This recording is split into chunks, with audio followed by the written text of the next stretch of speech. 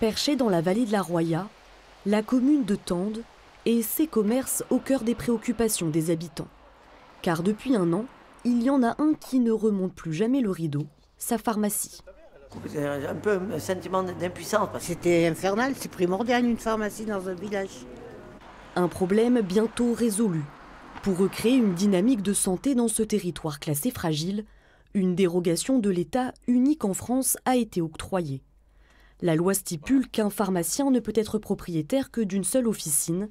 Mais à Tende, c'est une pharmacie dite annexe qui va voir le jour. Ça sera donc le pharmacien de Breil qui aura la gestion pleine et entière de cette pharmacie, aussi bien au niveau des salariés, des pharmaciens, qu'au niveau des médicaments.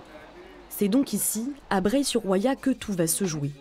Xavier Durif sera à la tête de 2 officines, une situation qu'il a déjà appris à gérer. Les habitants du haut de la vallée nous font parvenir une ordonnance de façon sécurisée. Nous préparons les médicaments.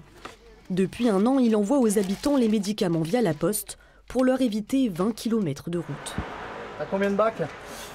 4 plus un gros sac à Villeneuve. Pour la tournée quotidienne, c'est Dominique qui se charge de livrer une trentaine de colis aux habitants.